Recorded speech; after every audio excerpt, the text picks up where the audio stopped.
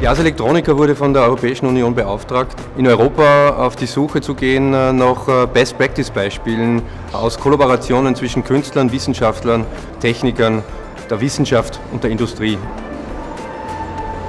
Dass die Innovation durch Starts jetzt bei uns durch diese neue Form von Kollaborationen eigentlich so einen unglaublichen Wert erreicht hat. Kollaborationen, die aus unserer Sicht neue Attitüde von Künstlern und Künstlerinnen darstellen, in Kollaborationen mit großen Industrieunternehmen oder Wissenschaftsinstitutionen gehen und dort nicht beschönigend in den Foyers oder dekorativ in den Foyers landen, sondern ganz tief drinnen in den Schlüsselfragestellungen der Forschung eigentlich landen.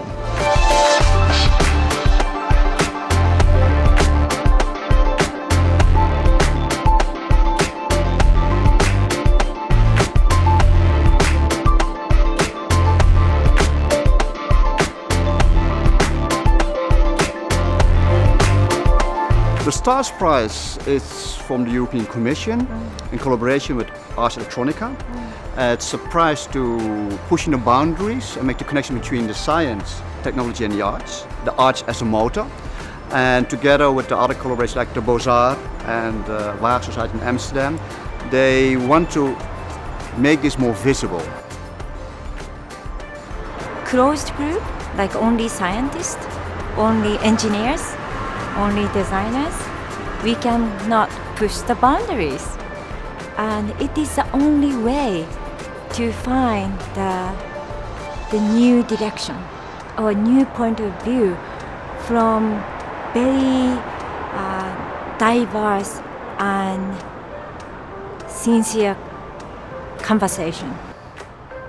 I think it's very important, besides nominate somebody or giving a prize, that they give them a platform. A platform with expertise, a platform to exhibit the work and then bring it somewhere else. I think that is very an add value for the people who won or nominated too. So I think that is very important to me.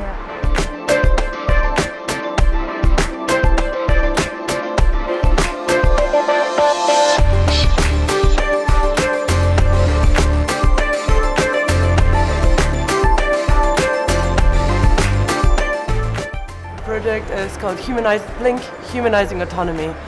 It all started at the Royal College of Art and Imperial College in London, where we all met. And it's about asking the question, how do you interact with self-driving cars with autonomous systems? Especially as a pedestrian, with autonomous systems, when there's no driver behind the wheel anymore, how do you create a communication between a human and a machine? So this is basically a starting point, and what we developed is a system, a communication device, which allows you for two-way communication between a pedestrian and a self-driving car, and we use a machine learning data set of gestures. So basically you can make a gesture to communicate to the car, and the car would communicate back to you in that. But what's interesting for us as a group was that actually the things that we thought were important about how pedestrians and normal people feel about this technology wasn't really being shown by industry, we felt.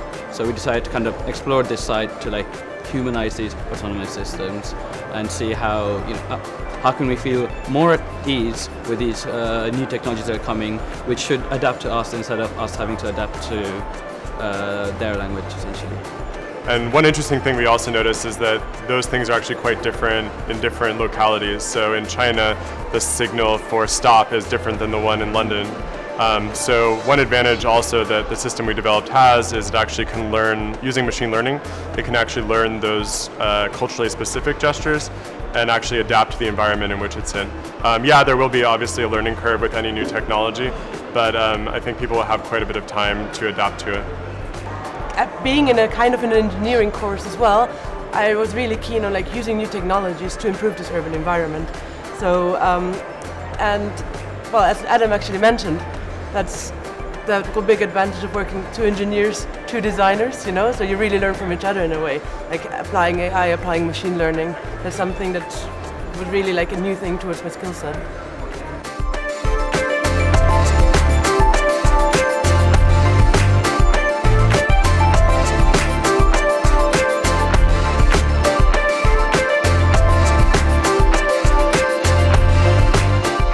Yes, the original idea is we call jammed architecture structures is when granular material behaves like a solid. So for instance, the pile we sit on is stable because it's under isotropic stress is pushed together and the particles can't go anywhere.